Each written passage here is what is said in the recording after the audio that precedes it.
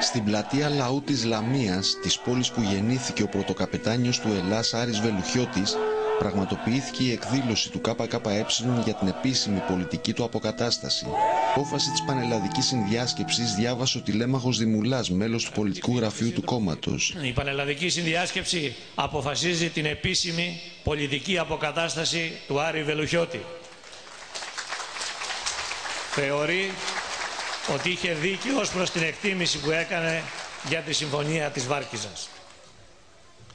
Παράλληλα, η Πανελλαδική Συνδιάσκεψη σημειώνει ότι η διαφωνία του Άρη με τη Συμφωνία της Βάρκιζας δεν δικαιώνει τη στάση του απέναντι στη συλλογική θέση του κόμματος και την παραβίαση από αυτόν της κομματικής πειθαρχίας, καθώς και την αξιοποίηση από τον Άρη της φήμης και του σεβασμού που είχε κατακτήσει την προηγούμενη περίοδο ως καπετάνιος του Ελλάς και στέλεχος του ΚΚΕ.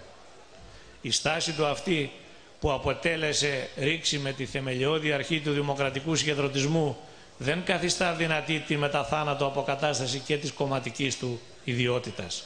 Στη μακρόχρονη ιστορία του ΚΚΕ και σε συγκεκριμένες ιστορικές συνθήκες, ορισμένα πρόσωπα αναδείχθηκαν σε ηγετικές φυσιογνωμίες του λαϊκού κινήματος.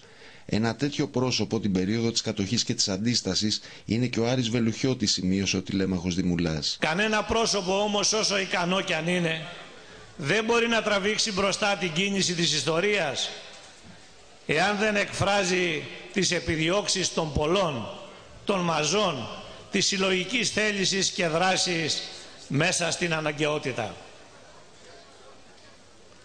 Ο Άρης Βελουχιώτης έγινε θρύλος και αναδείχθηκε σε ηγετική προσωπικότητα του λαϊκού κινήματος μέσα στις συγκεκριμένες συλλογικές και ιδεολογικές δομές του ΚΚΕ. Είναι υποκριτές και φαρισαίοι οι εκπρόσωποι των αστικών κομμάτων, κάθε λογή συμβιβασμένοι και εχθροί της ταξικής πάλης, διάφοροι δημοσιολογούντες και δημοσιογραφούντες που επιχειρούν να πάρουν υπό την προστασία τους τον Βελουχιώτη με σκοπό να πλήξουν το κύρος του κόμματος και τις αρχές του, σημείωσε ο τηλέμαχος Δημουλάς, υπενθυμίζοντας αυτό που παραστατικά είχε πει ο Χαρίλαος Φλωράκης: πενεύουν τους πεθαμένους για να θάψουν τους ζωντανούς. Ο Άρης ήταν υπέρ της συνέχισης της ένοπλης πάλης μετά το τέλος της κατοχής και το Δεκέμβρη, πράγμα που το ΚΚΕ έκανε πράξη το 1946-49.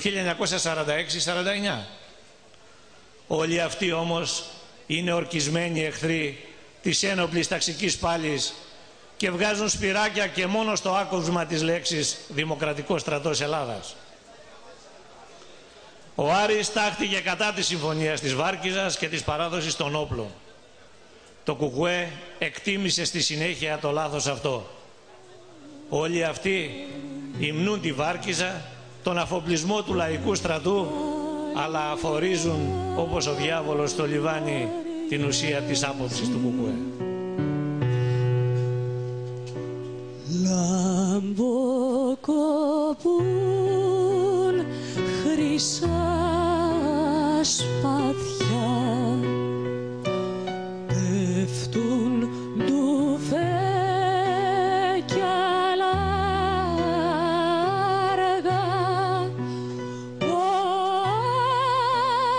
Άρης κάνει πόλεμο, μαντάρτες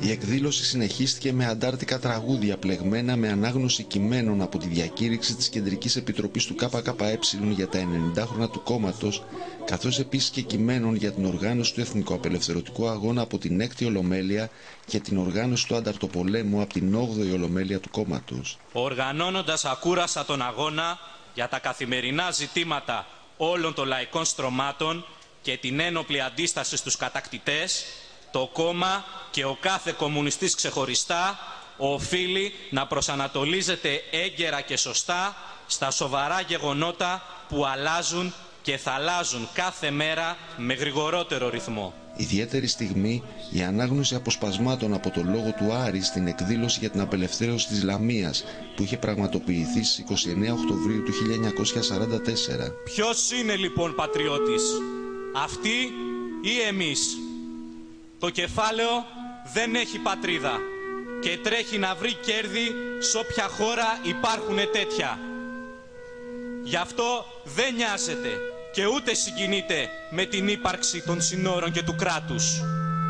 Ενώ εμείς το μόνο που διαθέτουμε είναι οι καλύβες μας και τα πεζούλια μας.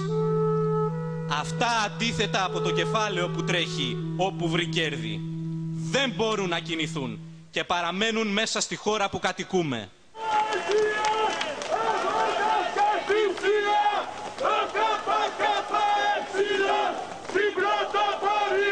Η εκδήλωση ολοκληρώθηκε με κατάθεση στεφανιού στο άγαλμα του Άρη που βρίσκεται στην πλατεία Λαού εκ μέρους του ΚΚΕ από τη γραμματέα του κόμματος Αλέκα Παπαρίγα και με τον ύμνο της Διεθνούς.